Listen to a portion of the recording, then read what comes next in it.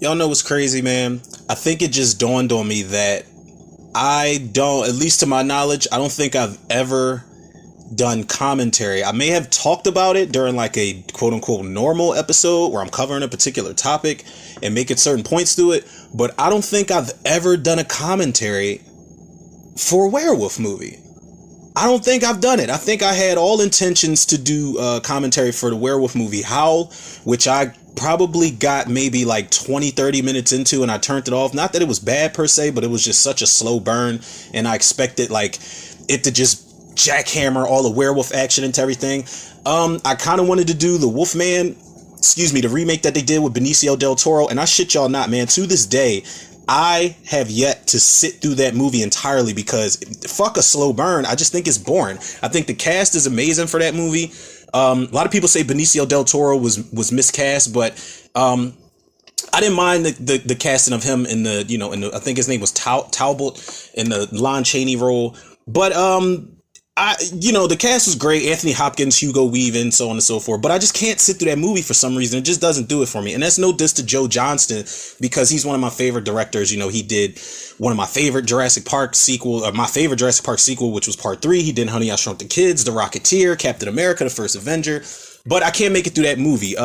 Haven't done, Underworld is a hybrid series because it's got werewolves and vampires in it. But that will be one of my next commentary binges after I do the last 2 Resident Evil commentaries. But I noticed that I haven't been really showing love to the Wolfies out there, man. And I love me a good werewolf movie, man. I just saw, it wasn't until a couple years ago, I want to say maybe 3 or 4 years ago, I saw American Werewolf in London for the very first time. And I see why people hail it as a classic. It's got one of the best werewolf transformation scenes ever on screen. It's got amazing practical effects in general. The acting's great. The lack of musical score that they use like to build up sequences is amazing. I could do American Werewolf in Paris commentary, but I know people hate that movie. It is not a great movie, but I did see that first, so I got like a little soft spot for it. It's got some like childhood nostalgia. I'm trying to think of some other there's a Tales from the Crypt werewolf segment that's called Werewolf Concerto. It's got Beverly D'Angelo looking fine as fuck. It's got Timothy Dalton as the werewolf. It's got Reginald Vell Johnson from Family Matters that's in it.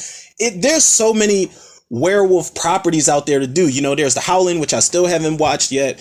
But I said, you know what? I've got one here, like in my grasp. It's one of the werewolf movies that I actually own, that I actually fuck with. I actually dig this movie, man. I saw it as a kid and it kind of like flew over my head. So the older I got, the more I watched it. And I was like, you know what? This is one of the more solid werewolf movies of not only of the 80s, but just in general, man. And I gotta, really quick, man, I gotta shout out SJ Das, man, for this because he's always talking about this movie. I know he's a really big fan of this movie, so shout out to the guy, man. Great director, writer, producer, whatever you have it. If you guys have not checked out his short films, by the way, he's got a bunch of short films. There's a short on YouTube called Got Gremlins. It's a Gremlins fan film. He's got a short film called The Commitment, If Likes Could Kill. Please check out his work, people. Again, SJ Das, I gotta shout him out one last time for always posting clips and talking about how good he thinks this movie is, man, because that's also something I kept in mind. I'm like, why haven't I touched this, man? Silver Bullet, people. Without further ado, the late great Corey Haim is in this movie. Megan follows Gary Busey, who is just obnoxious in every movie he's in. But those are the characters that he plays, and I really appreciate. I heard he's an asshole on set, but I've never experienced that personally.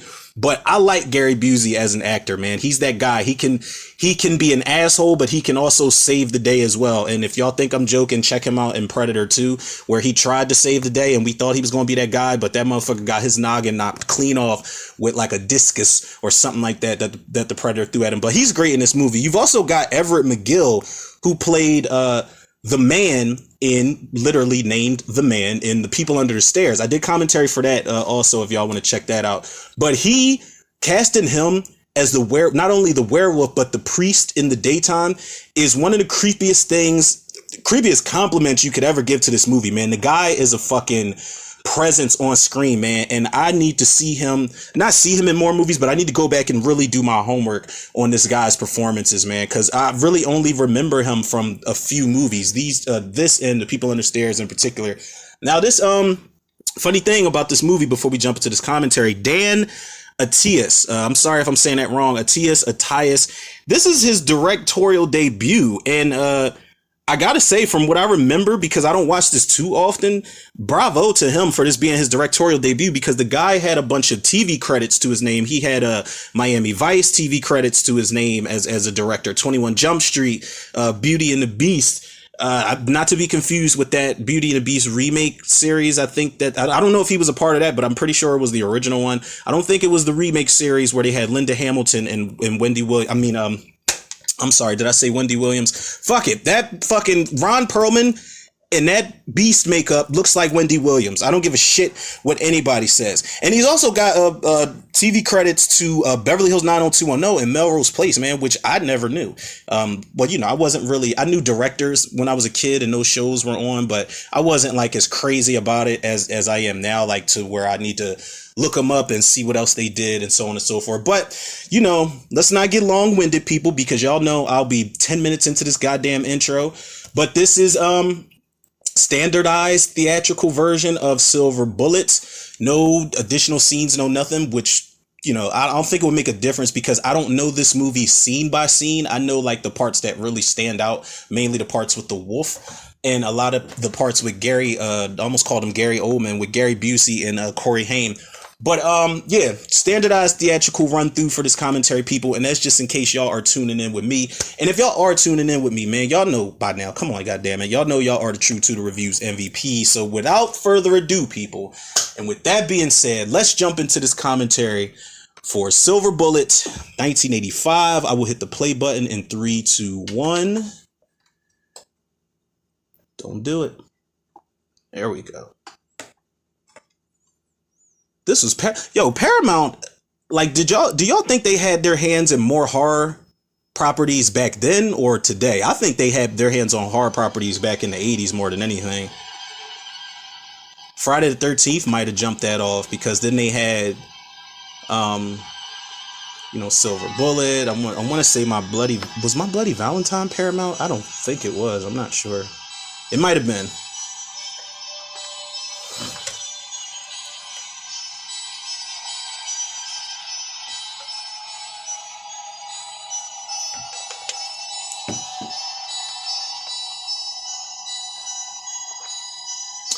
And the movie that I did reference in an episode prior to this one, a while back, actually, as far as werewolves go, the morning I found out Ryan Gosling was going to play the Wolfman, I think it was a Saturday morning, they announced this. Oh shit, Terry O'Quinn is in this movie. Terry O'Quinn is the guy who played the stepfather in the first two movies. The original movies. But yeah, I remember talking about a werewolf property when they said Ryan Gosling was going to play the Wolfman in Universal's, you know, new spin on it. And I was actually with that, even though once upon a time they did say that The Rock was supposed to play the Wolfman, and I was like, yo, that'd be crazy. But Ryan Gosling is believable, I'd say. But what I don't want them to do with this new Wolfman, if they still go along with Ryan Gosling and go along with a modernized version of it, I don't want them to do the shit that they did with the Invisible Man movie. Now, y'all can check out my commentary for that, the remake of Invisible Man that recently came out with Elizabeth Moss. It's not a terrible movie, but that whole invisible suit shit took away from the fact that this guy was a mad scientist. You know, they turned him into like an optics expert and shit. I don't want Ryan Gosling to have a pill he takes every full moon or some shit like that, or a syringe that he sticks into himself that just makes him into the werewolf and he can switch on and switch off when he. I don't want that. Don't do that. Just keep it simplistic and make it effective. Take notes from something like this, I'd say.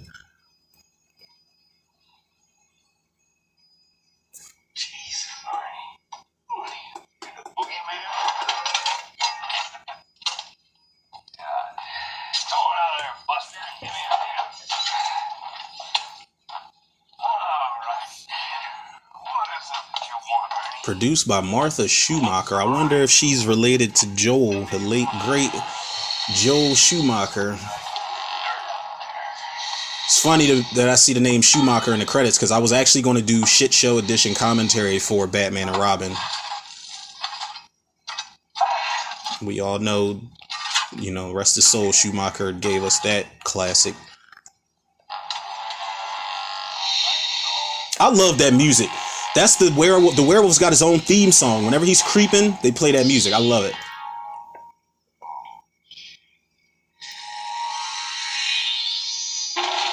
Damn. Quick and easy.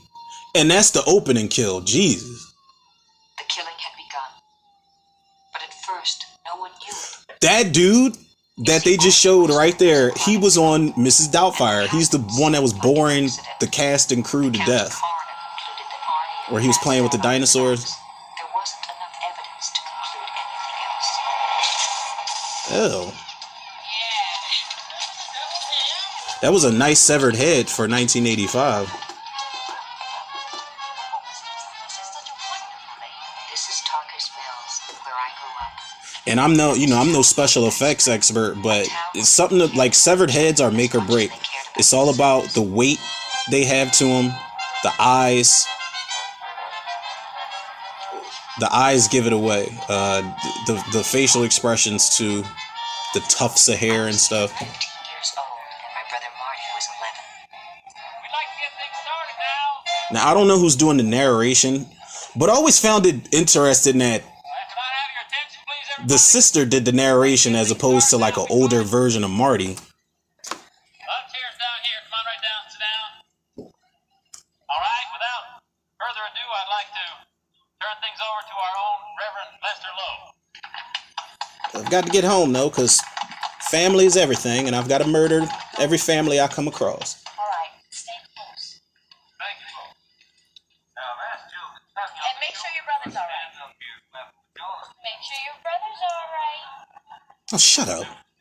You fucking fake ass Anna Klumsky. That's exactly who that chick looked like. Garbage snake? Hell no. He wasn't so bad, actually. Corey Haim, man. He was just constantly thrown in my face. What was I doing? I think it was commentary for Friday 13th Part 4. Y'all can check that out if y'all want. But I was sitting there praising Corey Feldman because he was the protagonist in that movie. And Corey Haim, of course, the two Corys were the hottest shit smoking in the 80s and the 90s. But Corey Haim's story is just tragic, man, because he's not around anymore.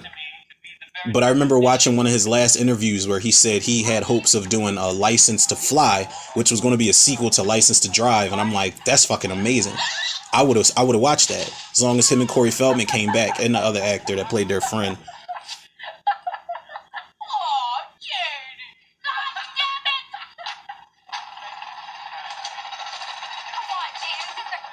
I think License, like, while a lot of people might like this as their favorite movie for him, I think License to Drive might be one of my favorites. I'm shocked at you. Stop it, Brady.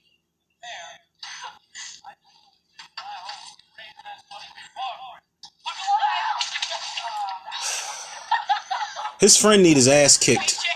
Because Marty was just trying, he was about to have a peace offering of some kind.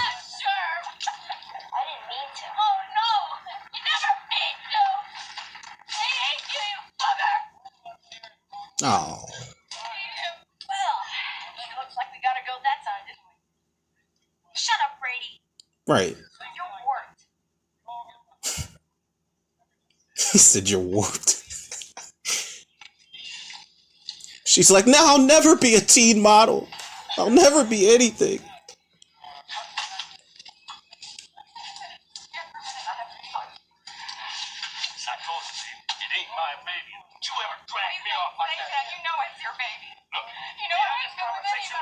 Sorry, babe. I have to have some help, but it's your oven, but it ain't my bun. You got bacon. Huh? What a dick. Well, yo, was this the first horror movie case of baby mama drama that we've had? Some Mari, you are not the father type shit? He said, it's your oven, but it ain't my baby. What'd he say? He said, it's your oven, but it ain't my bun that's baking in there. I remember that part because I think she's gonna try to kill herself later on.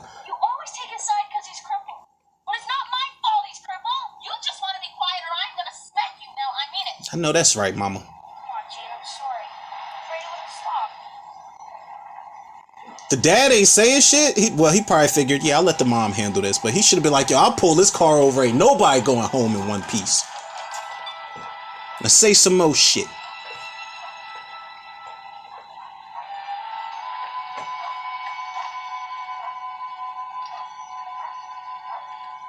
Now that station wagon that they're driving, the family wagon, is actually the same one that Jeff Daniels drove in Arachnophobia.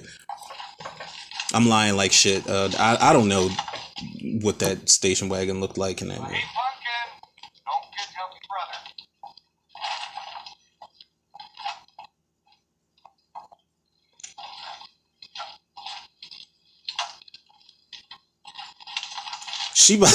She about ready to wheel his ass down into a lake somewhere. She's over it. Her dress, her entire outfit is ruined. She's got to help her brother. She's starting to feel like Sally Hardesty when she had to take care of Franklin and the Texas Chainsaw Massacre. Uncle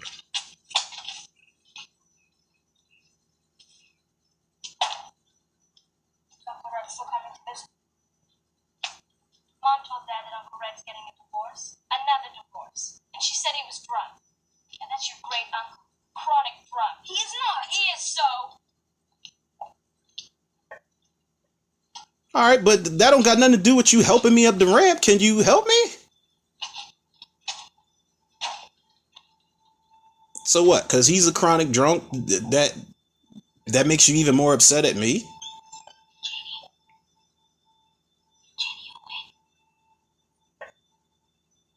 He's still bothering her. I mean, that's what little brothers are supposed to do, I guess. They're supposed to just be a royal pain in the ass. Because I'm the youngest out of my mom's 3 kids, so, you know, I know. I know I got on their nerves.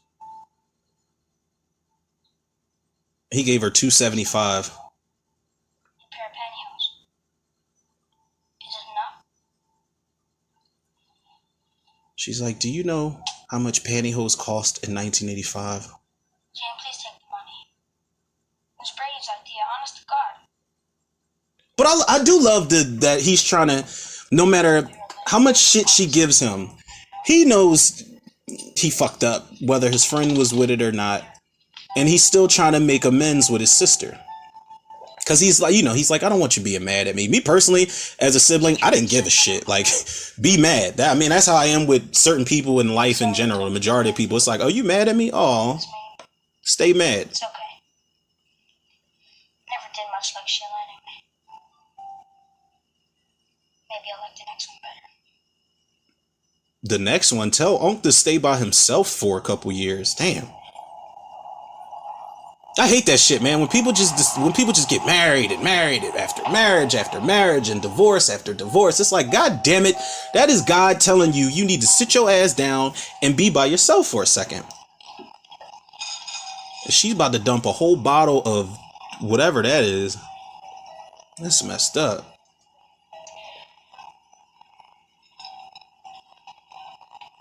She looks like Daphne Zuniga, the chick who was in The Fly Part 2 with Eric Stoltz. She looks like that actress. The chick that was also in Spaceballs. Go to hell, especially if they're pregnant. I don't even care. That's pretty dark, man.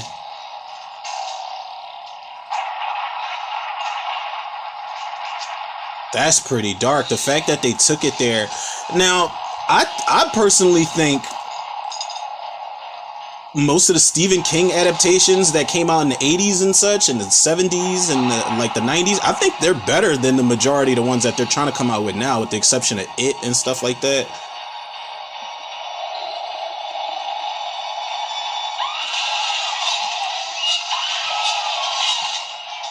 Good Lord.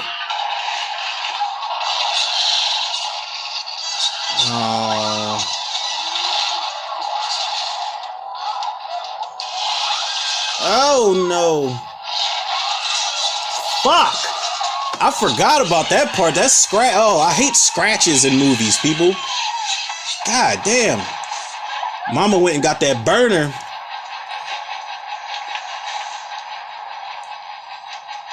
She got that YI Auto 6-shooter.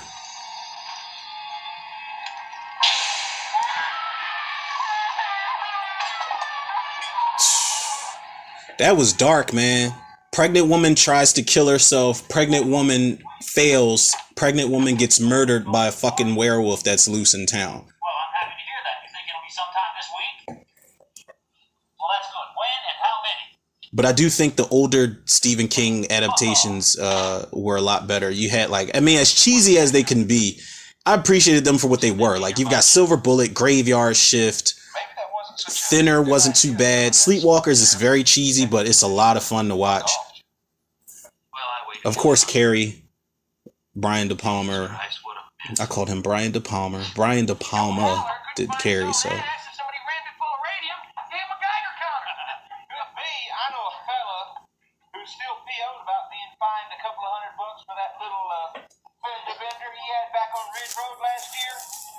Are there any women inside it? Oh no, there's one. And there's a waitress. I was about to say, are there any women inside this bar, or is it like the Blue Martini from Police Academy?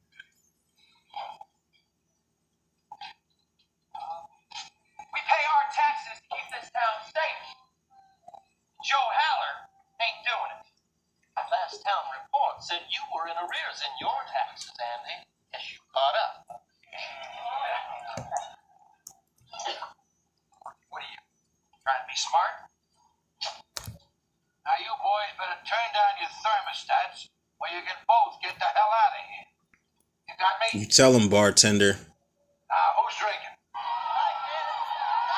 Everybody. Hey, it's Fat Man Marty and the Silver Bullet. So, Marty, glad to be out of jail? No. Yes, people, I looked at the imaginary camera because he said the fucking title of the movie in the movie. We could have avoided it.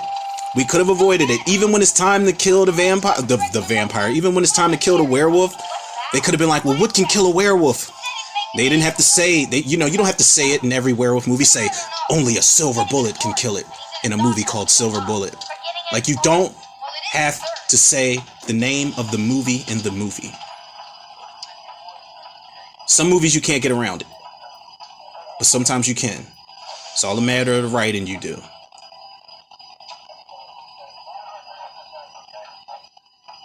on, Kevin.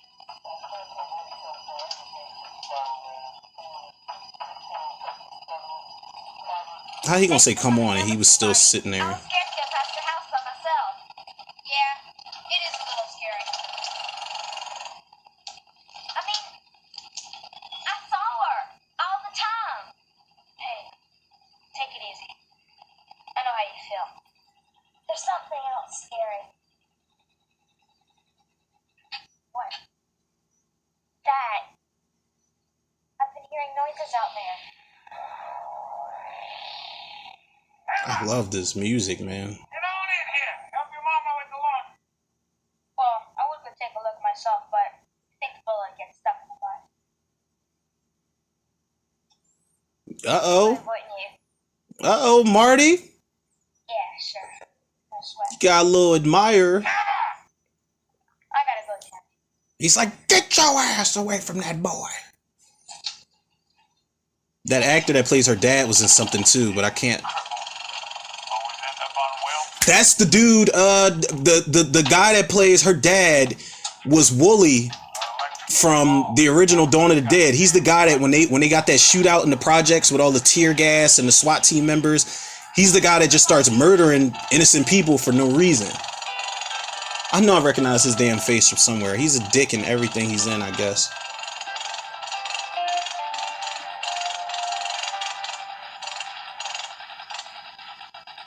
Virgil Service. Hey, Mr. Cutts.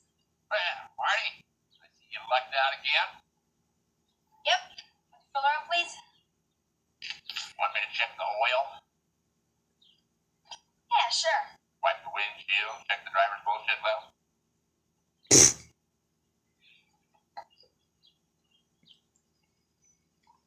He lingered on that last shot a little bit too long. God damn, Gary Busey drinking that wild turkey? Yo, listen, people, I drink, people. And like when I do, like I drink like casually. Like I'll have a couple beers during the week and so on and so forth. But on the weekends, like when I drink and get fucked up, I don't even drink no goddamn Wild Turkey. That shit, I've got bad memories with that, man. And he's drinking it straight from the bottle. Like, oh. See y'all. And I'll raise you this. Can't bet managers. You can't bet managers. Okay. So time and time again, you can't bet managers. I'll bet you a Yankee. Piss on the Yankees, piss on the Indians, piss on the Phillies, piss on the Phillies, piss on. Fuck, what? Whoa, man. Let him finish the game. Okay? But he loves his uncle, man. Like, well, he's not old enough to know that his uncle's got a drinking problem. You know what I'm saying? But if there's one thing in this movie that he really enjoys doing, it's hanging around his uncle, and I appreciate that. Yeah, he's not really a big role model in the eyes of other people. That's enough. Like, there's about to be a nice little exchange between the mom and Gary Busey because they're brother and sister.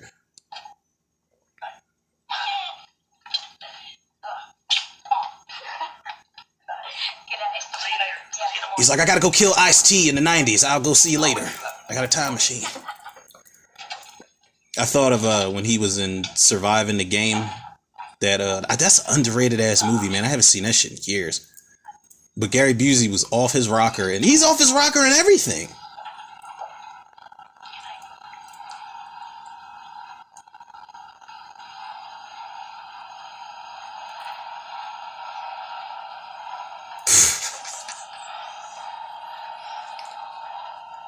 Just little small things like that, man. Like them making faces at each other while he's like being hoisted up the steps on that contraption. Little nods like that I appreciate.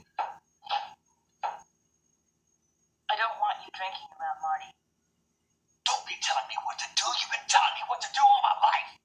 And I don't care how you live, but he is a very impressionable little boy. You know, you think your only responsibility is getting his butt out of the chair and into the tub, out of the chair and onto the toilet. And you ought to realize there's more to Marty than him not being able to walk. True story. So easy for you, isn't it? Yeah, it is. You blow in here once a month, and you tell a few jokes, and you have a few beers, and then you want to lecture me about how to raise my son. Well, I am the one who's responsible for how he feels when he sees you like this, and how he feels when you leave. Red, Marty has enough strikes against him as it is. Then have any strikes against him. That I am scared to death that someday he is just going to give up. He's not going to give up. Well, he doesn't need you showing him how to do it. Sick burn, sis. Tell him how you really feel. He should have walked after her. Like, wait, hold up. What do you mean? They should have kept the argument going for like another hour. Does that say NWA on that TV? On the side of the ring, the wrestling ring? That shit said NWA. We're going to bust him up tonight. We're going to kick some ass.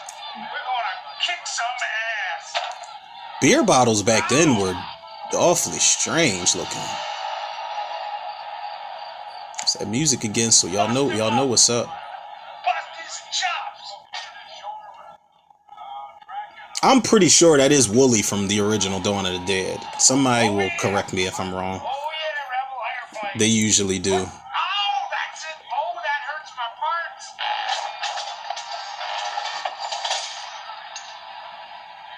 parts. Motherfucker shook the whole house.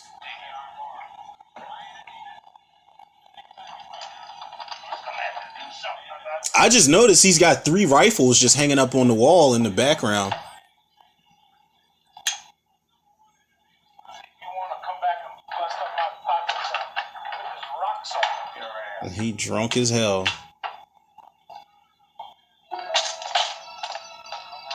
bust up my pops. I'm gonna bust up your ass. Pause, bruh. He said, you want to bust up my pots? I'm gonna bust up your ass. He said, I'm gonna blow your ass off with this. You're in your window, bruh.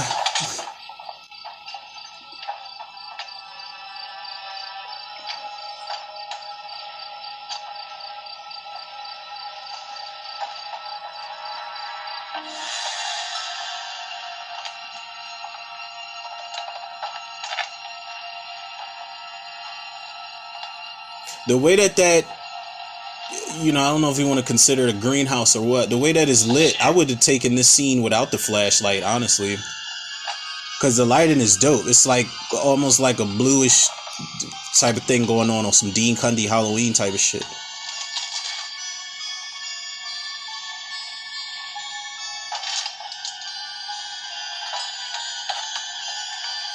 I say that like Dean Cundy Halloween because he was a cinematographer for Halloween and he put a lot of blue in that movie. But you want your movie to look good. Like, it's nothing like a movie that's good on the eyes, ears, everything.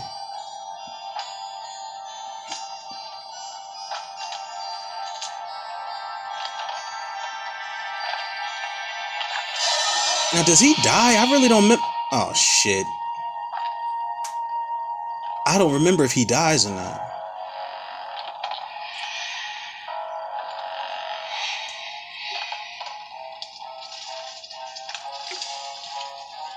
All them plants and he ain't growing no weed up in there. Yeah, that's my cue to run out. As soon as a spider dropped down in front of my face, I'm out.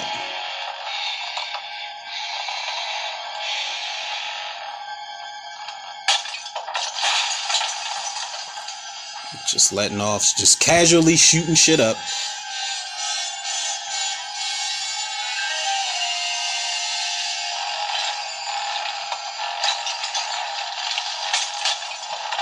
He's like, we get earthquakes out here? Tell me something.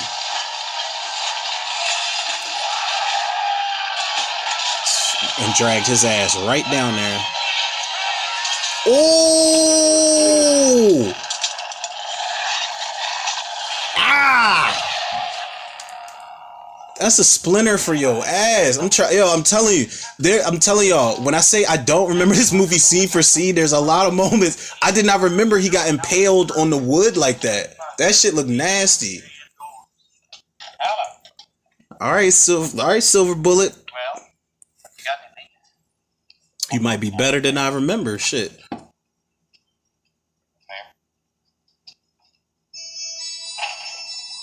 Remington shotguns. Oh, that's the dude that's in the bar. Yeah, he letting people know, like, listen, we got them burners on deck. Y'all better lock and load.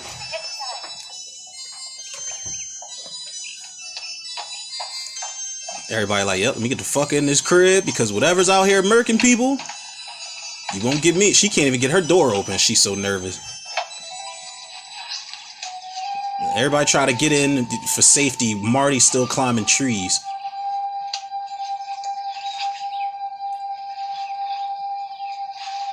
Oh, the kite got stuck up there. I understand. Ready, I got it. Great. Marty, Papa, you get out of that tree. Supper was ready an hour ago, Dumbo. Oh, That's why we have microwaves. what? She mad? Yeah. Wait, did they have microwaves back then? I'm not sure. I'm pretty sure. No, they did. They had microwaves back then. Tell me what the boat is. Trying to let you fall. I'd have been like, jump! I'm gonna catch you.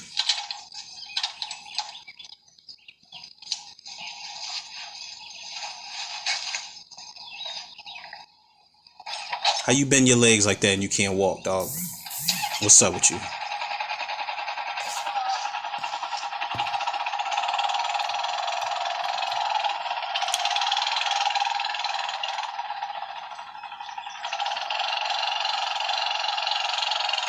Hey, Brady, you coming? In a while. Come on, Marty. Why'd he just stare at him like that? Like they had future plans or something. That was one of the worst foreshadows ever. So is the kid gonna die? I think the kid dies in this. He's the next one to die because that was really the worst foreshadowing ever. Y'all hang out every fucking day. So why today did you plan on just staring at him? We gotta make Joe Haller dog catcher. You know, nothing big, just a little Andy, let Joe Haller investigate. Investigation? Total investigation has been about. He said, "Yeah." That's a submarine with screen doors. A submarine with screen. I like that. I like it. He should have been a rapper. You don't shut your mouth. to shut it for you. What'd you say? You heard what I said, motor mouth. Want to dance, snowboy? Come on, has anybody in here seen my son?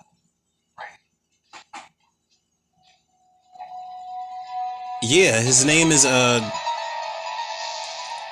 what's his name? What's the dude's name that plays Professor X? Because that's exactly who he looks like. Patrick Stewart. What's his name? Patrick Stewart. Holy Mary, Mother of God, pray for us sinners. Right, I do remember this part because I think he's going to lift up the bag or whatever, and he's going to see that it's his son, and he starts screaming out of his mind. That part always fucked me up when I was a kid. Because I've known people,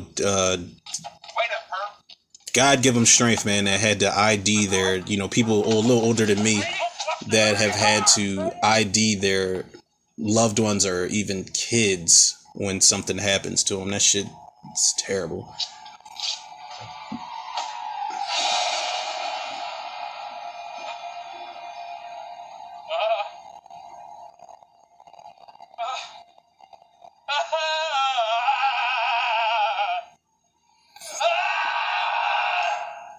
Crazy thing is, he was probably just looking at ravioli the entire time.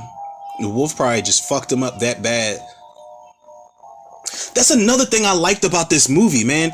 What made this, okay, yeah, it's a werewolf movie, but the werewolf movie is only going to be as realistic, quote unquote, as you make it. But to show the funeral, and there are other funerals that we see in this movie, from other victims of the... My man pulled the flask out at the funeral. You wildin'. Yeah, put that back, bro. But to see the reactions of these parents, of these loved ones, of these townspeople, I love seeing shit like that because it just adds to the fact that, these in the movie universe, these are actual people. Like, they feel things. I hate when shit happens to characters and people just act like they didn't lose anybody. They act like the families aren't affected, like the town isn't affected by shit like that. So I love it. Just this, that the face of the beast always another Stephen King property that focuses more on that than this one actually does is Pet Sematary. It shows you how trauma fucks people up. The effect it has on the parents, the siblings, other people around them, like losing somebody. Dig commentary for Pet Sematary also if y'all want to check it out. How do you feel?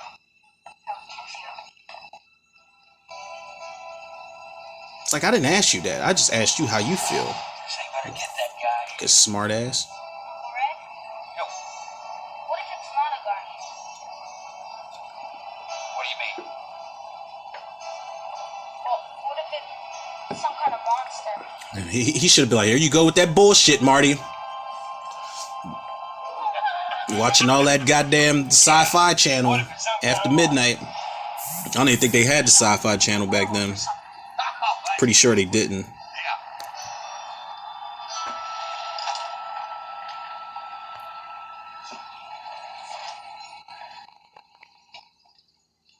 we go.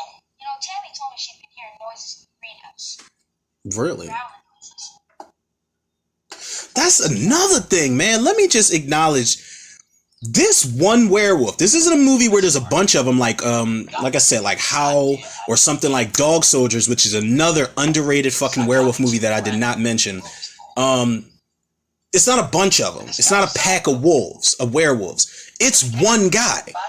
But this motherfucker's catching bodies throughout this movie. He's already got one. You got the guy that was working on the train tracks. You got the kid. You got the pregnant woman. You got that girl's dad. And then you got the posse.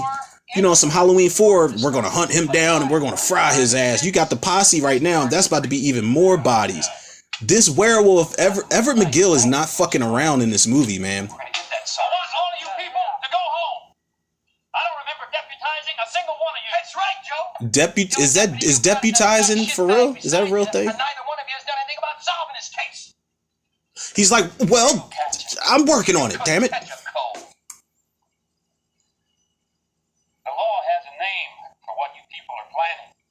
What's that? It's called private justice.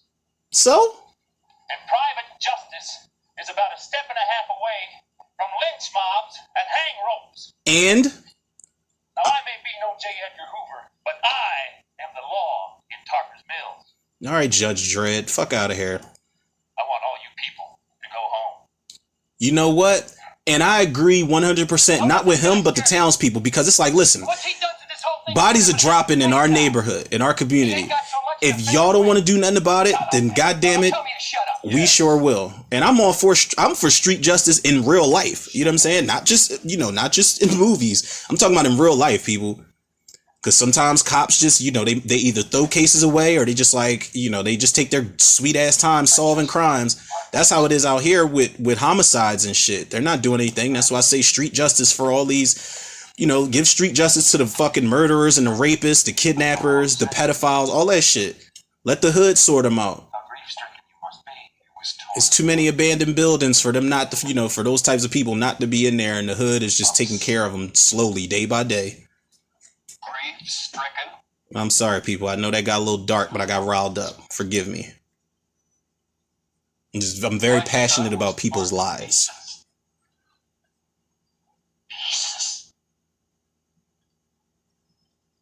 He's like, Reese's Pieces.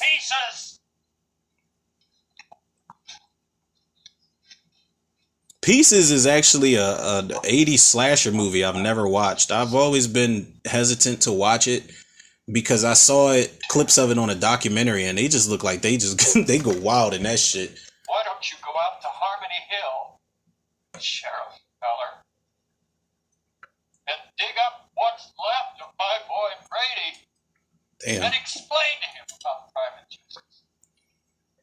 He's like, well, Do you want to do that? he's looking at him like, I already did. And he had quite a few answers for me. For me.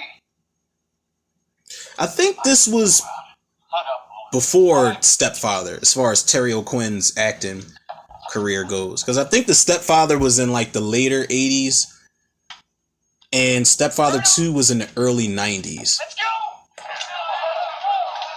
They actually asked Terry O'Quinn to come back for the remake that they did. And Everett McGill's like, wait, because you're going to actually kill me.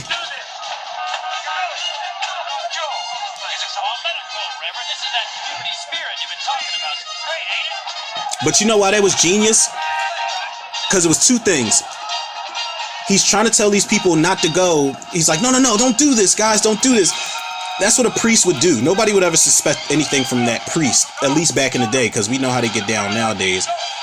But it's also a double meaning because he's telling them not to do it, because he's like, listen, you're going to be hunting me down, and I'm not going to play with y'all, because I'm not in control. When that moon pops out, the other guy is.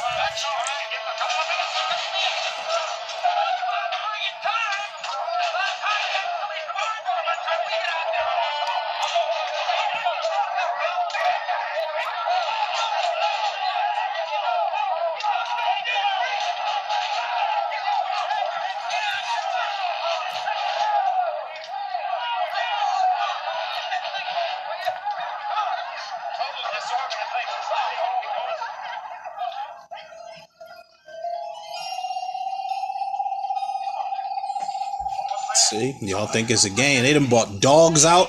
The dogs are the innocent bystanders in this case. Y'all keep playing with this wolf, man. I see what I did there. Y'all keep playing with this wolf, man. I unknowingly will be here all week, people. This microphone is very much plugged in. I'm taking this act on the road.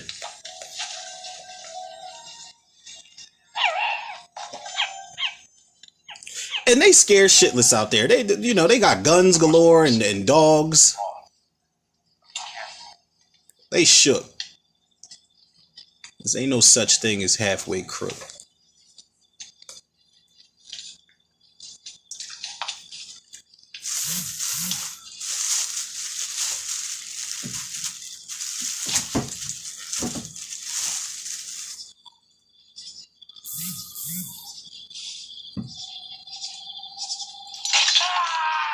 Mm-mm-mm. What is it? My foot, get it off me. Yep. Fucking goofball. Ugh. Oh my God. I'd have been like, you son of a bitch. It's like twice. Damn. Watch each other's back now. It was a nice little comedic moment if we didn't have one prior.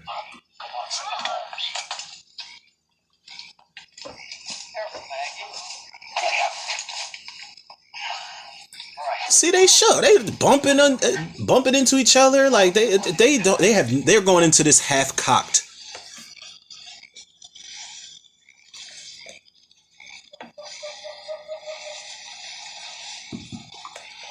But I love how this turns into like it's a werewolf movie, but it turns into like part the mist, the fog, because they're like the deeper they go into the woods, like the foggier it gets.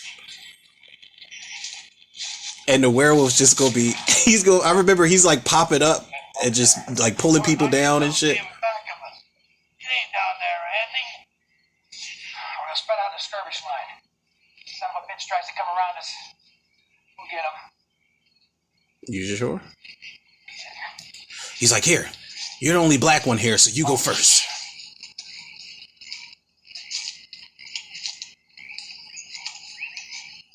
First of all, don't touch my shoulder and push me first ahead of everyone else. You orchestrated this plan. You had a whole fucking a lay of the land layout at the bar. You are responsible for this. Don't touch me and push me ahead.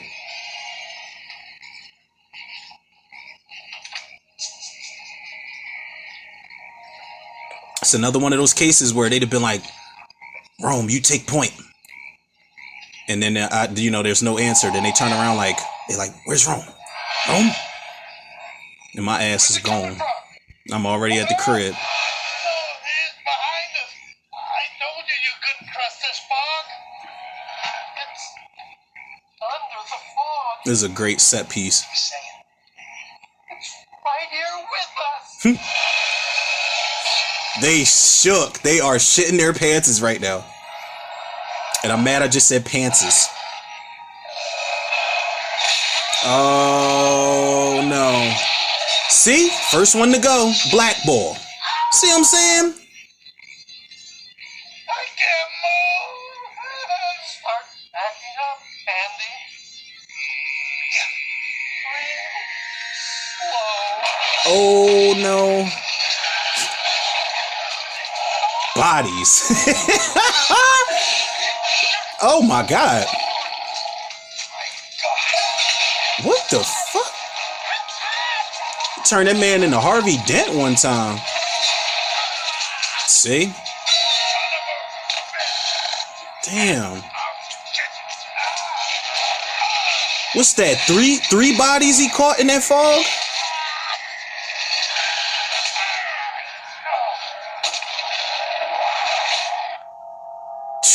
And then they just cut to another funeral. Telling y'all, and Everett McGill is just at the pulpit like, I didn't want this. They wanted this. And I tried to stop them.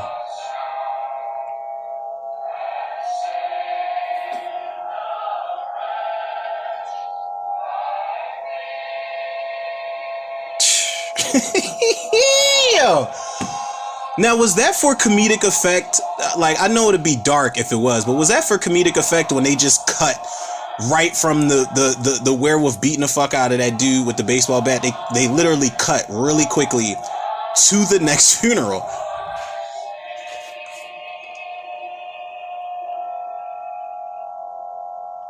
I feel like if it wasn't, a lot of people probably would have laughed at that had they would have recreated that in a werewolf movie today.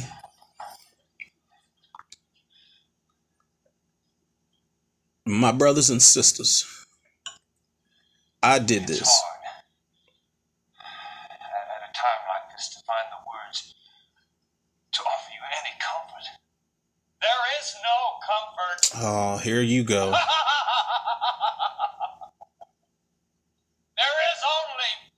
Oh wait, this is a dream sequence, isn't it? Because everybody, I think everybody's going to start transforming or some shit like that. It tells us not to fear the terror that... Yeah, this is a dream sequence. For that which flies by noonday. And yet we do. We do. Because there's so much we don't know. And we feel very small. Reverend, he was torn apart! Yeah, look at his teeth.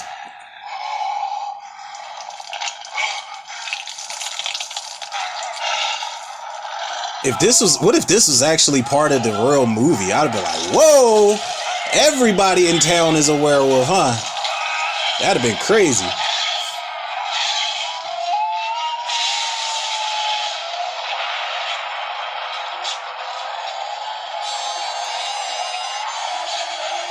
I'm not gonna hold you.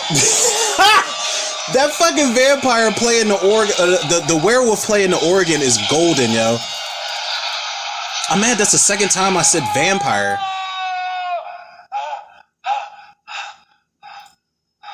What you bitching for? You the one that did it. And the crazy thing is, we get no backstory on how he became a werewolf and no origins, no nothing, which is fine. Because nowadays, they would have explained it. They would have been like, well, when he was a child, he was bitten by a werewolf that was the last of its kind, and the serum was not taking strong enough to his internal organs, so... Look out, world. Marty the Great didn't get something he wanted. Stop it, Jane. I don't see why everybody nearly breaks down and cries whenever Marty doesn't get what he wants. Oh, shut up! Damn. It's about time you backed off, young lady. It's always my fault. Won't let up. Come on now. Residents can ensure their safety by observing the sheriff's curfew and not by leaving town. Damn. Somebody really was packing up and leaving out of town. That actually looks like how that little town hall area looks. That looks like it's from The Crazies. Both the George A. Romero and the Brett Eisner remake. Crazy thing is, I haven't seen The Crazies all the way through. The George A. Romero, the original. I want to say that was 76 that movie came out. Killed Brady. That was Gotham to cancel the fair. And fireworks. Yeah, and the fireworks. That's another thing. Which one? She and Dad are at back lane barbecue. Yeah, Jane's walking around all these new clothes showing off the tits, acting like nobody ever had tits before her. Bro, what? Yo. Let me see if I got this right. The guy killed your best friend. Drove your best girl out of town. Now he's responsible for canceling the only carnival he got. Am I lying? No, not lying, Loretta. Well... Stop acting like a little bitch. I've got something that might cheer you up. Oh, you mean I can see it? Yeah, it's time. Now? Yeah, now. Cover your eyes. Come on. Cover your eyes. Busted my ass on this deal. See, man, these are some of the best, outside of the werewolf and the violence and the horror movie shit. These are some of the best moments in the movie between Gary Busey and Corey Haim.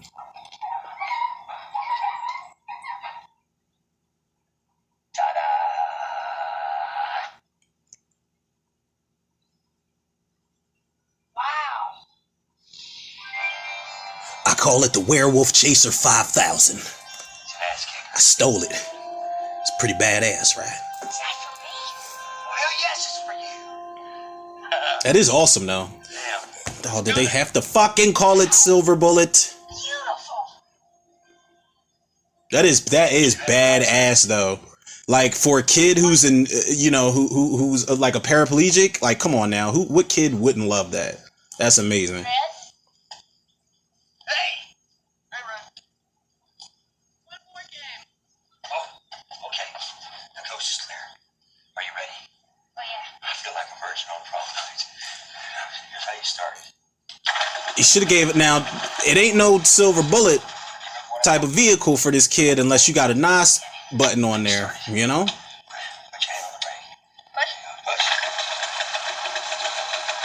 Marty should have just took off flying. Like, I'm talking fire coming out of the exhaust.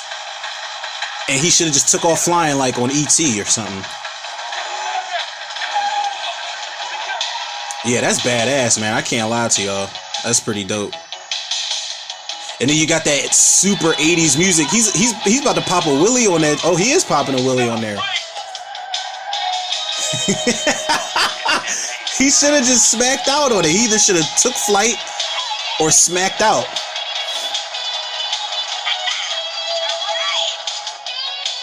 I like those loafers Corey Haim has on. I'm not gonna lie, man. I'm not a big loafer guy, but I like those.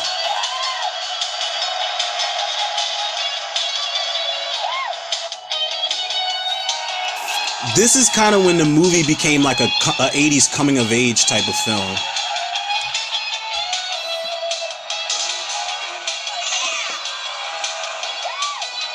And I think that's really him riding that thing. Maybe in some shots probably, but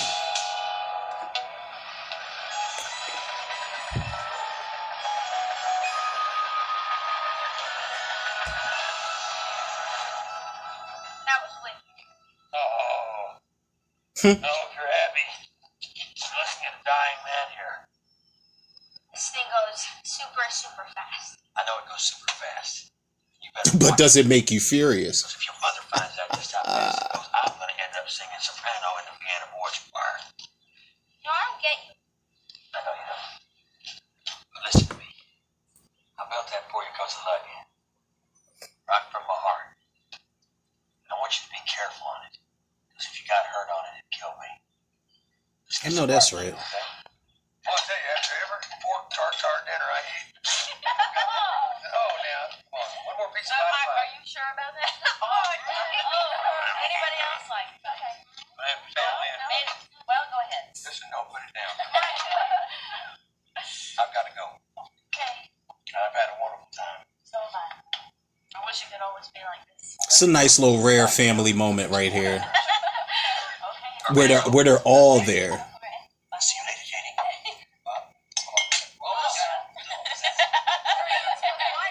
Okay. I feel like that was improv. Walk around the car, see if I can stay out of trouble that long.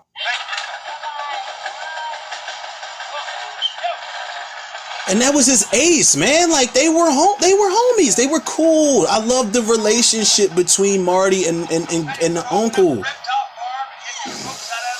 You don't get a lot of that, man. Like bonds, character bonding in movies like this. You don't get a lot of that. Now, I said I had something for you. He's like, so do you drink whiskey or do you drink bourbon?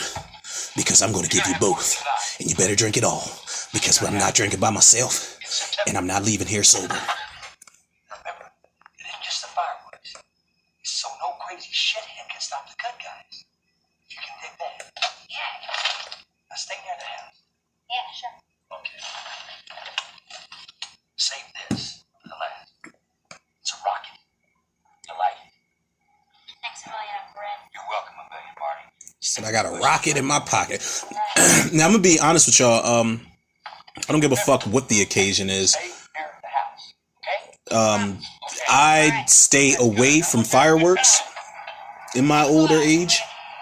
You know, I used to play around with them all the time. M80s and jumping jacks and all types of fireworks when I was younger. But I grew out of them really fast because I think when I was in my, before I even hit my teenage years. Once I hit my teenage years, there were a lot of people, like somebody that knew somebody that knew somebody that knew somebody we know around the way. Kids were getting fucked up, getting their fingers blown off by these fireworks, getting their eyes shot out by fireworks. And I'm like, nope, I'm good. So I think if my daughter ever wants to play around with them, I think sparklers are cool. You know, the ones that you light up and they just sparkle. That's it. Sparklers, bomb bags, and them little poppers, pop rocks, whatever you want to call them. We called them a lot of different shit back in the day, but all that extras, you know, C4 type of fireworks they got now. Like every time I think of fireworks, I don't even think of this movie. I think of Dutch, the movie with Ed O'Neill, when he's lighting all those fireworks and he puts his jacket on top of it. And that one firework is doing like 360 spins for like a couple seconds, and it just fucks this whole jacket up. I'm enjoying this so far, man. Hopefully you guys are enjoying this and enjoying listening to me goof off and talk my talk like I usually do.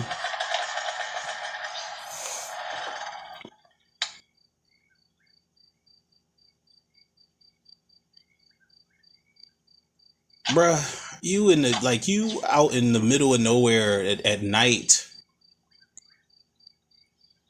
I mean, you know, he's being a kid.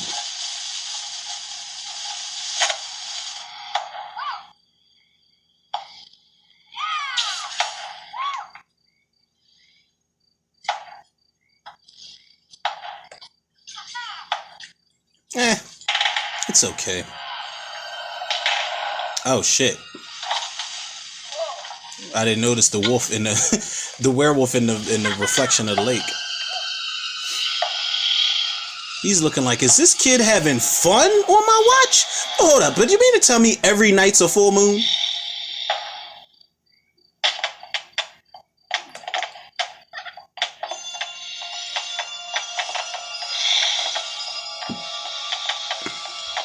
Or does Everett McGill just have no choice but to turn into a werewolf every night, whether it's a full moon, crescent moon, whatever?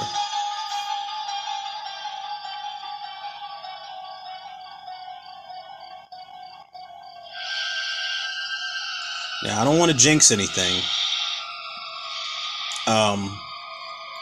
But y'all know sooner than later they're going to remake this, right? Whatever Stephen King property, even the whatever, if it was an 80s Stephen King horror movie, or if it was a mini series, it's going to get remade. The mini series, The Stand it's already, I don't think it's gotten released yet, but it's coming out. They're going to do the Tommyknockers soon. I think James Wan was attached to that once upon a time. I'm pretty sure they're going to do, oh shit. Get his ass, Marty. Get him. Yep. Right in the peeper, bruh.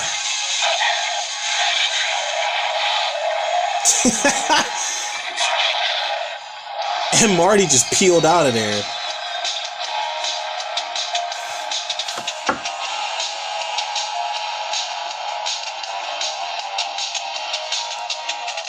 Yeah, he got right the fuck up out of there. He said, I don't need no help. He said, I'm climbing right through this window, up this tree and into this window.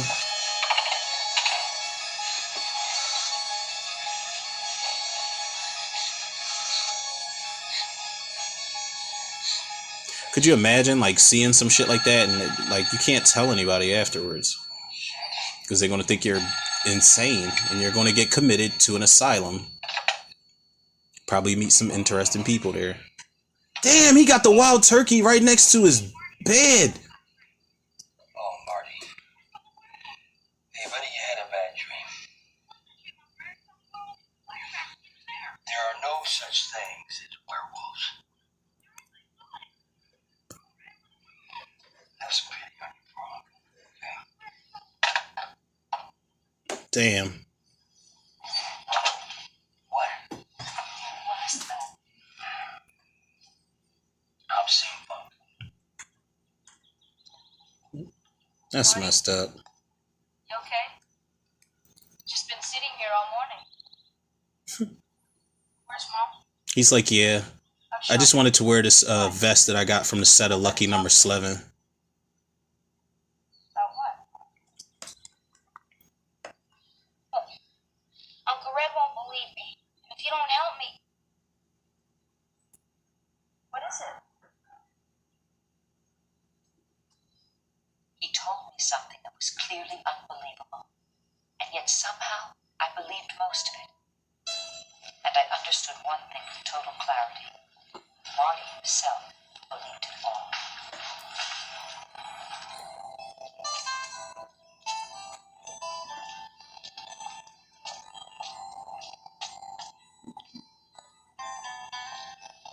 Marty a rocket had struck home, he said.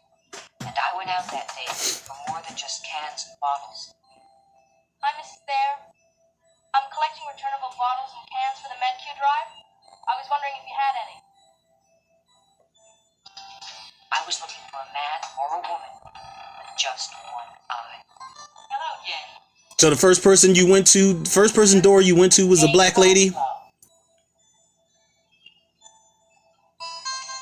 The black couple, rather?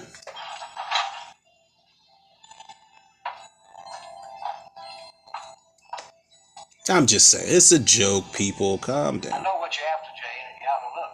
Little Toby Witchlaw come in here yesterday, and I give them all to him. That's okay. He also broke me off a quarter ounce of some of the finest kush you ever seen.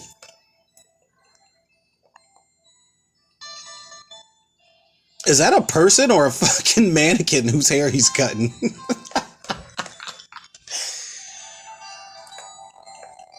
Yeah, she was on a hunt. And you know what? I like that his sister didn't rule it out. She was like... His sister was like, you know what? Just in the case you're right, I'll try to see what's up. If you're wrong, you owe me a soda and a burger. Got any bottles or cans? No. He's like, I put my fucking towel back over my face. I'm getting my beauty sleep. Bye, Mrs. Bear.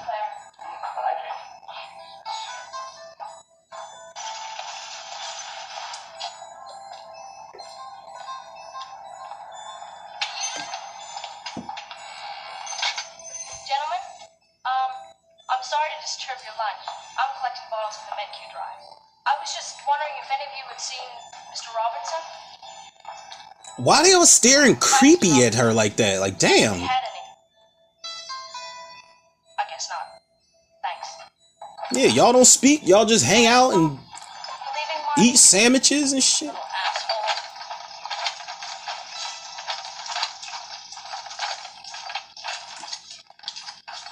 Hi, Reverend Lowe. Ready to turn my bottles in. Hi, Janie. How are you? All right, I guess. It's just my little brother gets me so mad sometimes. Well, Jane, Oh, One-Eye Willie. take your cart on around to the garage, then bring me your tally sheet.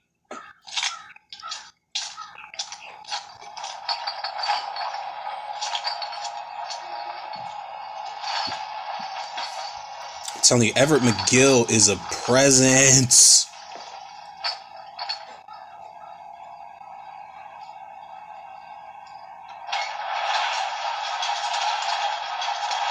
God damn. How many bottles and cans you got, bruh?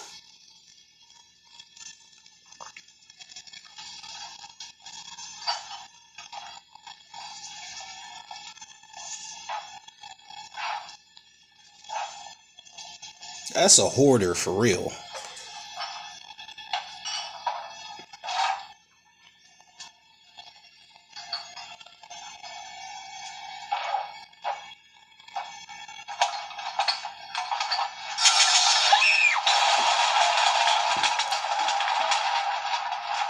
Damn it, Ben. Jump scare mouse.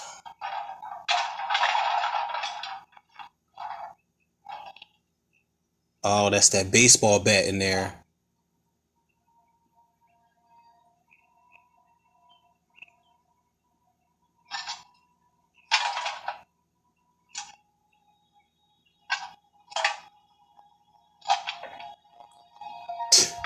The Peacemaker. If I ever just buy a random baseball bat, I'll call it that.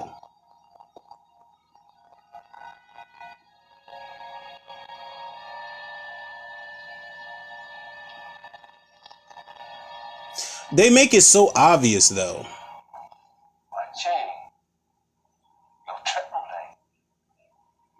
I feel well. I think maybe I got too much sun. Well, would you like to come in the parlor? Lie down for a minute. What? You freak it? Now, see, now you're talking like a priest that's in modern day. Freak ass weirdo. I think I should get home and help my mom with dinner. I'll give you a ride. No. Your persistence isn't needed. God damn it. Give my best to your brother, Jane. Why don't you come and lay down in the parlor? She's like, no, I'm good. He's like, well, I'll give you a ride home. She's like, no, that's cool. I'll walk. He's like, well, I'll walk with you. He should have just kept it going. Fucking creepo. Do that. She's like, nope, I'll walk by myself. He's like, well, I'll form an alliance with your father so I can come see you again. She's like, nah, my pop has enough friends. He's like, well, I'll make friends with his friends so that he What are can... we gonna do? If we tell anyone, grown-ups, they'd laugh. What are we gonna do? I love that she believes him. She knows what's up.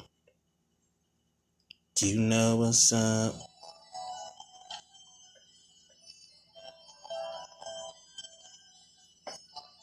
Now, what is Marty, the Riddler? He's got all these cutout letters to form one letter.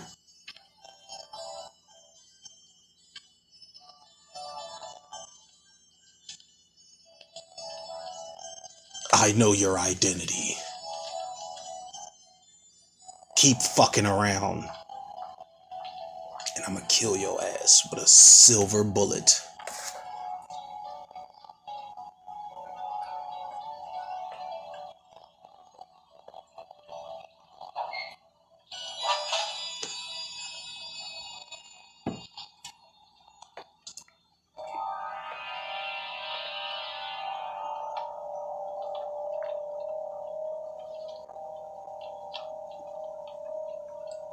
This motherfucker got that eye patch on now instead of the gauze on his eye.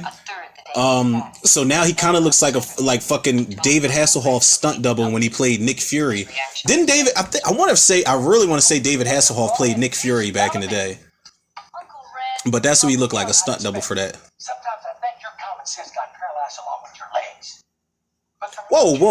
Whoa. You was the main one saying there's more to Marty than just him not being able to walk. Now you making fun of his paralyzations. Local minister suggested that he gargle with broken glass or eat a rat poison omelet. It came for me. I shot it in the eye. A rat poisoned omelet?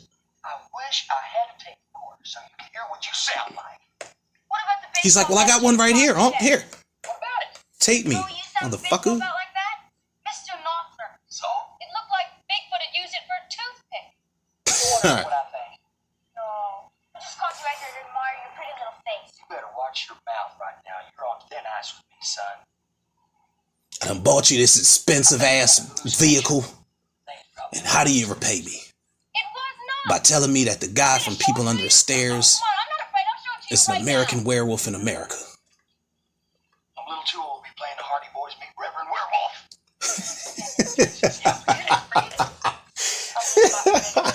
Yo, man, I don't care what type of career he's had throughout the years. You know, playing the gingerbread man and those Beeb horror movies and shit. You know, biting the head off of a baby piranha in Piranha 3 Double D. Gary Busey's a national treasure. He's had some really great roles throughout his career. Werewolf? Oh, Jesus. Jane, you don't believe this madness, do you? I don't know exactly what I believe. Oh, now you don't know? All I saw was a baseball bat and not a broomstick. I know there was something strange about the way the garage smelled that day. It smelled like an animal's den. And I believe in Marty. You used to believe in him too, Uncle Red. True. He like, all right, y'all got me. Just give me 1 second while I get another bottle of wild turkey to process what the fuck y'all are telling me right now. Because that's what I would have said. I'd have been like, y'all are crazy. Y'all are absolutely insane. But I would give my niece and nephew the benefit of the doubt. Because strange things happen in life. But once it turned out that, you know, they were full of shit, I would gladly tell their parents to ground them for life.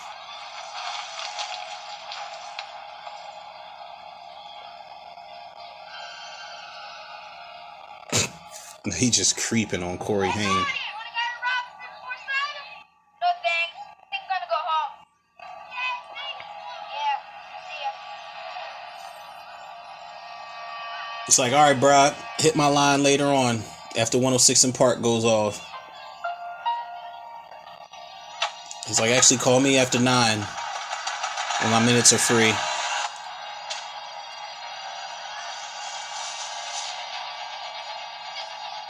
God damn, y'all remember that back in the day where it would be like, yo, call me after such and such when my minutes are free, like when everybody had prepaid phones and shit.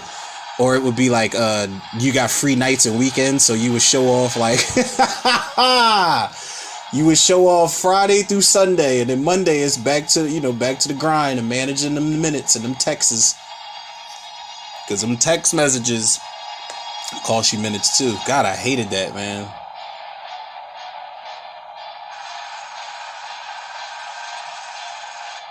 I remember I used my last couple minutes in text messages to get out of a jam.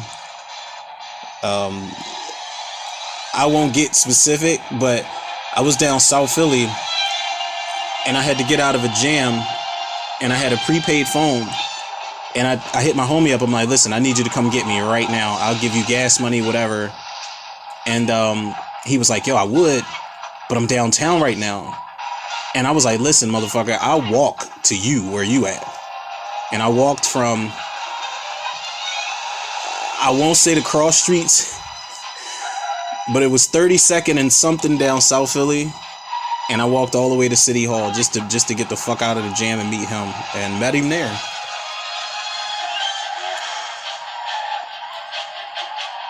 I think it was then I decided that fuck a prepaid phone. Now here we get our little mini action sequence. Car versus chair.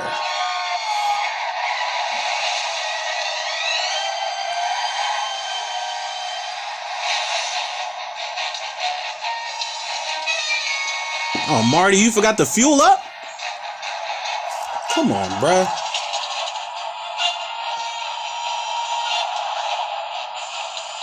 Come on, bruh.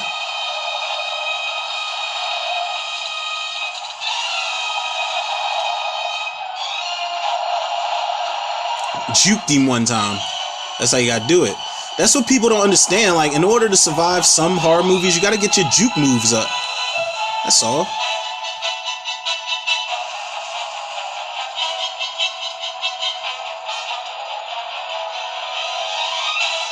Oh, man. No, you didn't. No, you didn't. Marty, what the what is wrong with you, man?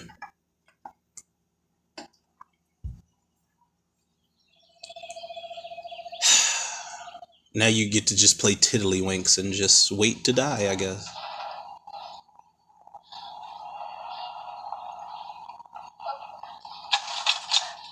He's like, oh, guess I better get going. I've done wasted enough time being dramatic. And Ever McGill just pulling up all slow. Just walking up all slow, taking his time.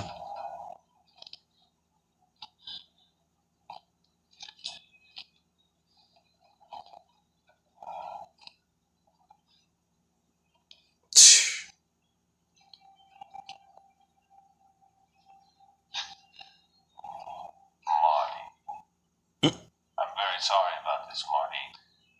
I don't know if you believe that or not, but it's true. I would never willingly hurt a child. Are you fucking serious? I won't tell anyone. You should have left me alone, Marty. Nah, you turned my best friend into hamburger meat. Our religion teaches that suicide is the greatest sin a man or a woman can commit.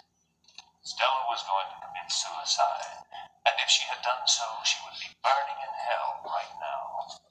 By killing her, I took her physical life, but I saved her life eternal. What? You see how all things serve the will and the mind of God. Of the Lord. This motherfucker preaching. You're a werewolf. Don't preach to me. You're an abomination. Even though he did not ask to be that, he's still like, don't be a hypocrite, all right? Don't do that.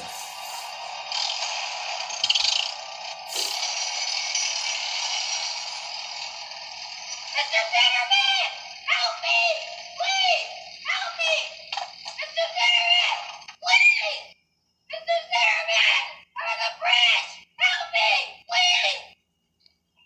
Marty? And you, Marty? I can tell by the way you scream, boy.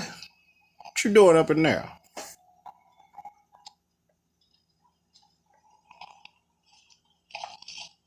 Spooky in here, isn't it? Bruh. Well, I tell you, it's a lot easier to swallow without the foaming jaws and the hair and the teeth. Talk to the sheriff? Yes. After Marty's latest thrilling tale of wonder, it's had no complaints. Poison pet mouse. See? Told you. Shut up, Marty.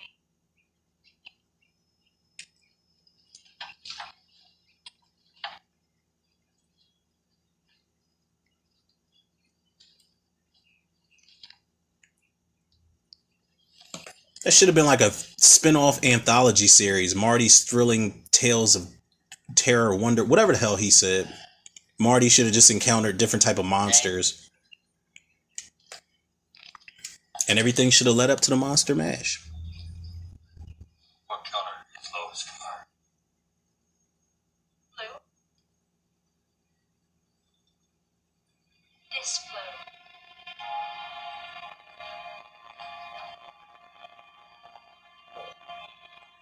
He's like, oh, hell.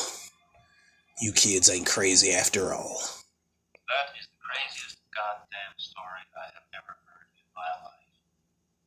Oh, yeah? Do you believe any of this? I'd have been like, well, yeah, they my youngins. You did We all fucking crazy. So what are you asking me right now? God damn it. Are you trying to be smart right now? That can be arranged. Thank you, Joe.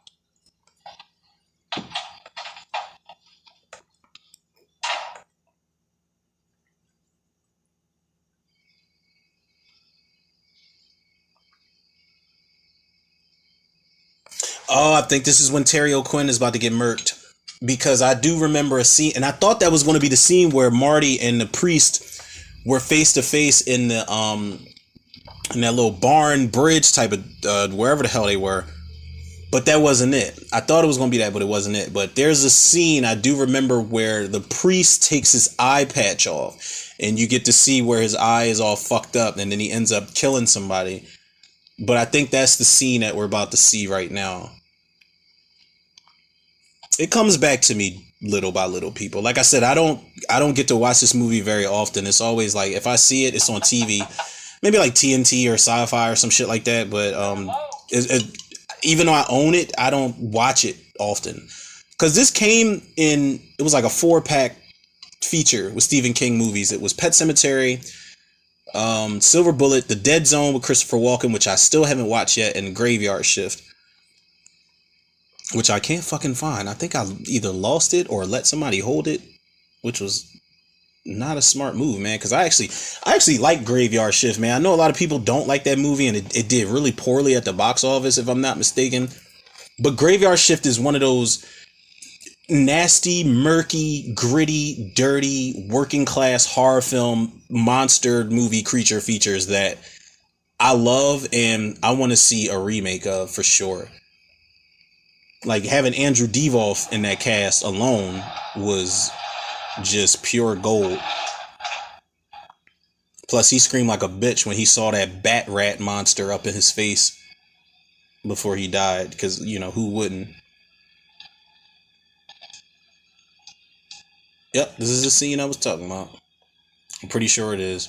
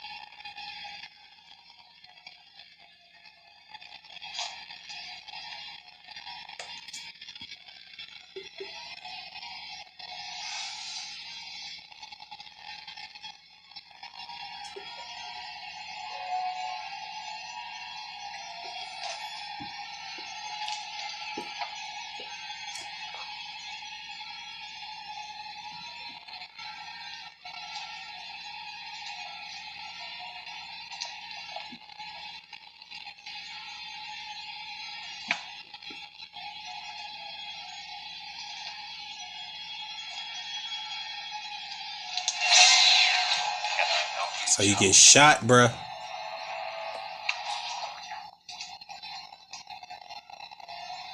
think you'd better come along with me, Reverend. Got the flashlight directly in his mitt. But then again, he's a werewolf. He doesn't, you know. It's not my fault. Yep, there it is. Look at that, yep, them teeth, yep. And that eye, up, and his collar's breaking, yep. No, no, no. Ooh.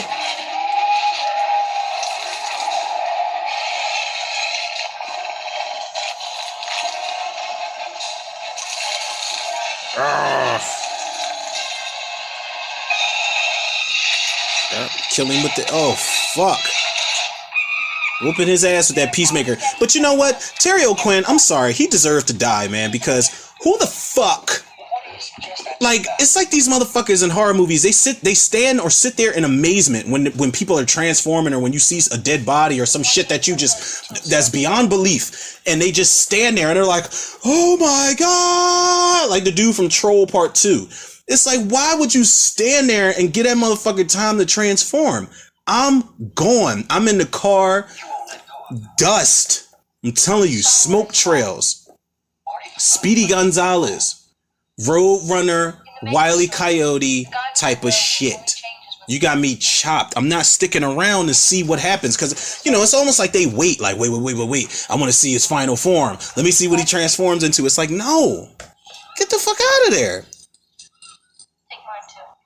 Why don't you guys tell me how this guy Lo became a werewolf? I don't know. Good. He doesn't know either. We don't need an origin story. I think he's going to come after me. Not just because I know who he is, but because I heard him. I think he'll wait till the moon's all the way full. There's no Reverend Lo at all.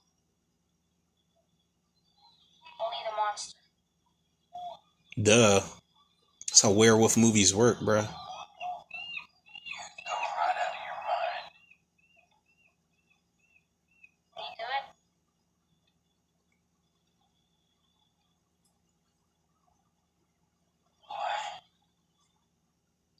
Hey! Said it like they were animals.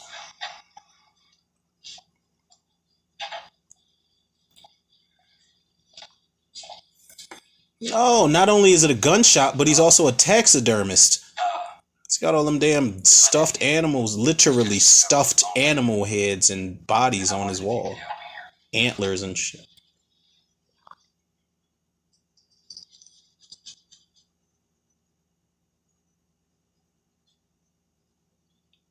You want a silver bullet? The man Uncle Red had gone to see Said it again. was more than a gun. Said it again. He was, Uncle Red said, an old world craftsman, a sort of wizard of weapons. That's good. He confirmed the high-grade silver content of my crucifix and Marty's medallion, melted them down, and molded them into a silver bullet.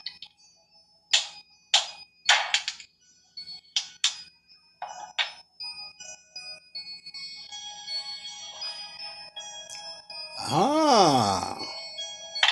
You're very crafty, sir. Had read all the legends about werewolves, and though they differed on several minor points, But I like this, what I like about this scene and this movie in general is that it is simplistic, you know. They didn't have a foolproof plan per se. to kill a werewolf. We're gonna bring the werewolf into the light and do all this other shit. They didn't have like a blueprint set up for how to kill the werewolf. It's just like, listen, a silver bullet. I hate to say the title. Piece of work ever done. That dude look like Jeremy Irons that made that silver bullet when they show him up close. Low grain law. But it's simplistic, man. That's one of the things that works in this movie's favor is it's not too over the top. It's just a simplistic, yet it is a simplistic werewolf film, but yet it's got a lot of things going for it that most werewolf movies don't. It's a lot of heart to it. There's a lot of bonding moments. There's a lot of character in here. There's a good score. Night of the next full moon It's actually a lot better than I remember. Actually, sitting here and watching it in full. At least it seemed like a coincidence. And I got that right.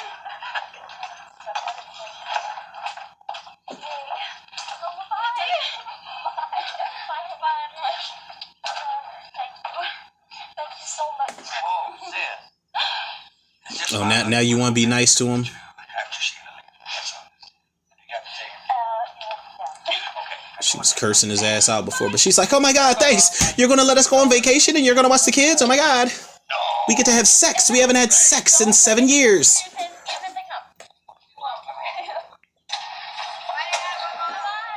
And people always nice when you do favors for them. You're going to hurt your head popping it in and out like that. Now, what if he just hit a tree when she had her head stuck out the window and she was like that girl off of Hereditary? We'd have had a whole different third act of this movie.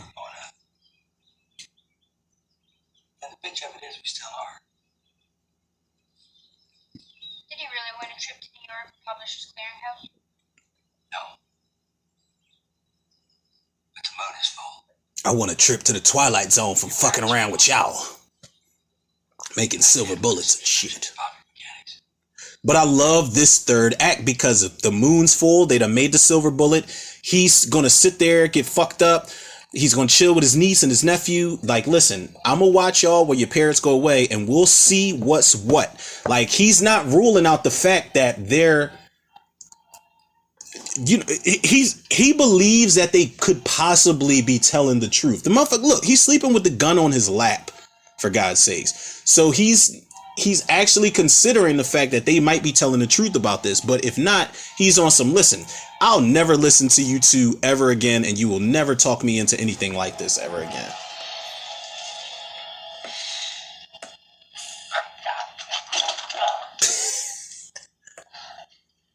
Now, how many of y'all have fallen asleep with like a cigarette or like a blunt in y'all hands and it just burns y'all? If that would have gone off, that would have been the end of our silver bullet. This is too much.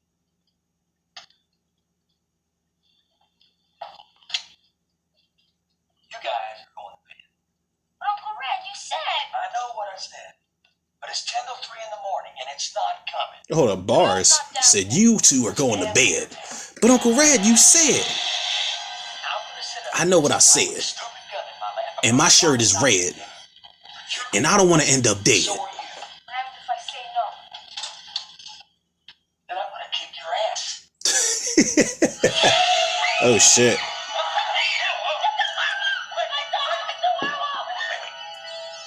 He said, whoa, whoa. He didn't even know what was going on. What did you see? I was looking at you. That's how I am. Like, if I'm cooking or something and I've got my daughter with me, if she screams or like she shouts, like, I'm like, oh, what happened? But then I'm running and she's like watching cartoons or like some type of movie or something that gets her hyped up.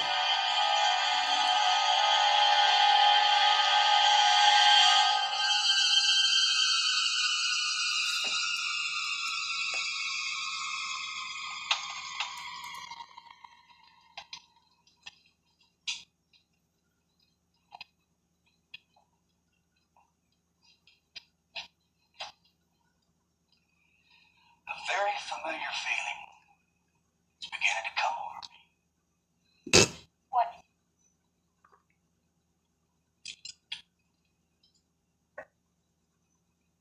I'm beginning to feel like a horse's ass. That's what. He's out there. I saw him. I know you did, Janie. Why don't you just go upstairs? Yep, here we go. Don't hold on to it tight. What is it? Dave D, Dozy, Beaky, Mitch, and Titch. Just hold tight. Count at 3. You better hold that bullet tight. He's here. Marty, it could be just a fuse. How crazy would it have been if they played Hold Tight when he was like trying, like they should have had a sequence where he was like just kept repeatedly fumbling that bullet that he was trying to hold tight onto, and they played that song. Girl, you shut me up, yeah, yeah, yeah, yeah, yeah, yeah. Oh, here we go. Here we go. Oh, Marty, you missed. Oh, fuck. Damn.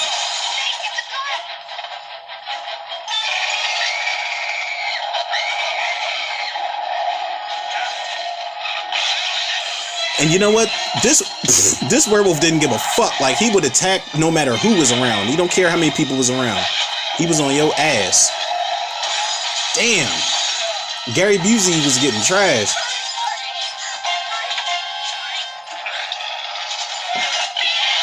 Yeah, let's go, Unc Gary Busey. Damn, he bent the damn crowbar. There you go.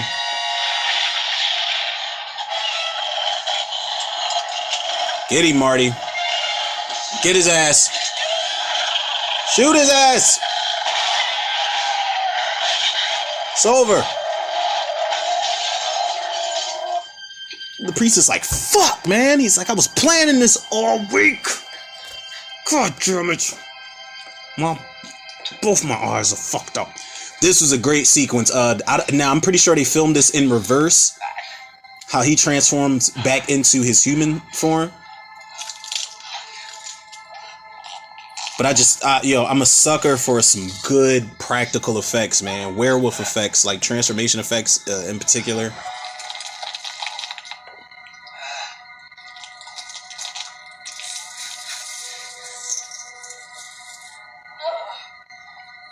I wonder how this movie did at the box office, man. It should have did really well, if you ask me, as far as like Stephen King adaptations go. Ew, it's ill when his hair is like lessening and going back into his body. It reminds me of like when they show all of that ball of spiders in the original Texas Chainsaw Massacre movie. Oh shit. Don't sit your dead-eyed ass down. He had a crazy aftershock. Damn, they didn't even get it on tape. First of all, let's cut his fucking head off. Are you alright? Let's cut this motherfucker's head off. Together, as a family. What? Second of all, y'all owe Marty a fucking apology.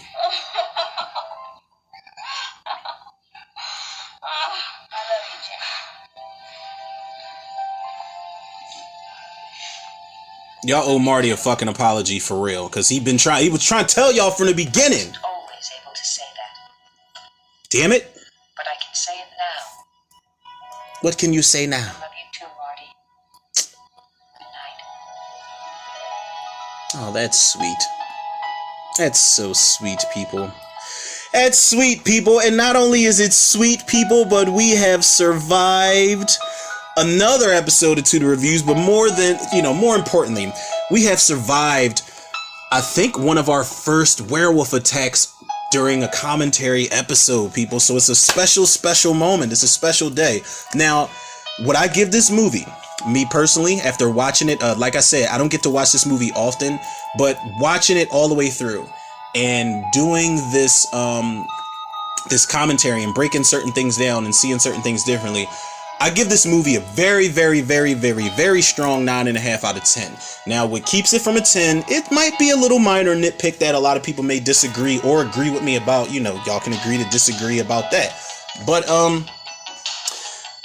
I do wish that the third act was a little longer and a little more eventful. It was fairly short, but I can deal with that. I just wish that there was, I didn't need a whole bunch of spectacle and a whole bunch of blood and guts and shit, but I just wish that there was something a little more suspenseful as far as the third act goes, when the werewolf busts through the house and is fucking up the uncle, and the kids are, I wish there was more to that sequence. But other than that, that's really the only complaint here, man, because I forgot that this movie has decent performances. This movie has decent character development, character bonds and dynamics with one another. It's got really good practical effects. It's got decent tension. It's got a great fucking score to it. And shout out to Dan Atias. Dan Atias. Like I said, I'm sorry if I'm saying this last name wrong, but shout out to him, man, for having such a decent directorial debut for a Stephen King novel adaptation, nonetheless, man. Rest in peace. Shout out to Corey Haim, of course. Shout out to Megan Follows, Gary Busey, Everett McGill, Terry O'Quinn, everybody that was a part of the making of this movie. I'm actually glad I went back and watched this, man. And I gotta also shout out my man SJ Doss. I gotta shout him out for constantly posting, not constantly, but every once in a while posting, little clips and mentions of Silver Bullet, man, because I was like, you know what, I need to do something that's like a werewolf movie, because I feel like the werewolf subgenre of horror I feel like it's very underappreciated, like in this day and age, but I feel like we don't focus enough on it as far as like mainstream, quote unquote, cinema goes, man. We've got a lot of mainstream vampire movies, whether it be Netflix, whether it be theatrical release, whether it be B movies that get certain acclaim because they have certain actors to them. That's not going anywhere. But I feel like the werewolf shit is something that's very underappreciated, and I think we should pay a lot more attention to, and I think we should bring that subgenre back into the forefront as strongly as we can, man, because it's a really strong subgenre. It's one of the more interesting subgenres to get into if you think about the backstory. Like if you go back to the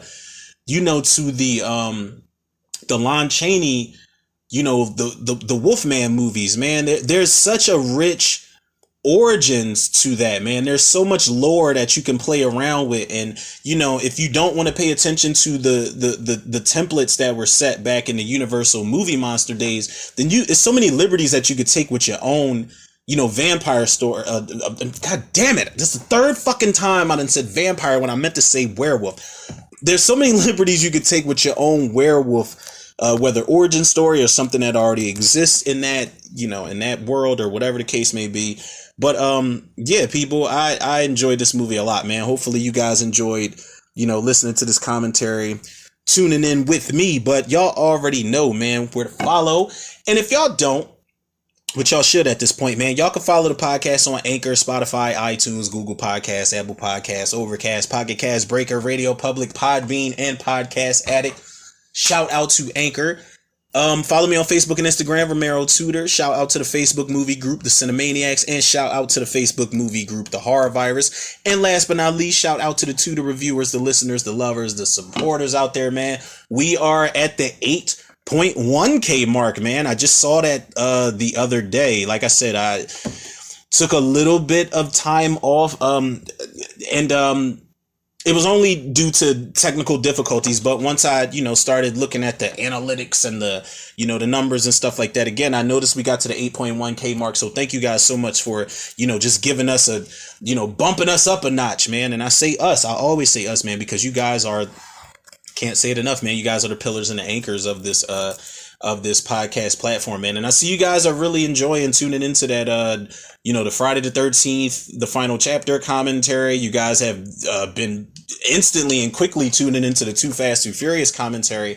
But hopefully you guys enjoy this one too, man. Maybe I should get more into werewolf commentaries or just topics in general. I'm not sure. Maybe like a top 5 werewolf movies of all time. I honestly, I'm not gonna lie to you, I couldn't do that because I would have to brush up on a lot of movies. There's so many movies, man. There's a movie with Jason Momoa called Wolves. There's a movie called Skinwalkers, directed by rest in peace, shout out to Jim Isaac, who directed Jason X. He did that movie. I watched it a while ago. It was kind of forgettable, but I wouldn't mind rewatching it again since we're on the subject of werewolves and such. Dog Soldiers is a great one to do commentary for. Howl, I gotta finish up.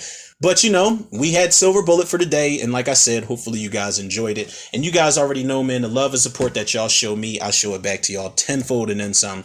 So with that being said, people, yours truly, Romero Tudor. Another episode of Tudor Reviews in the can. I'll check y'all on the next one.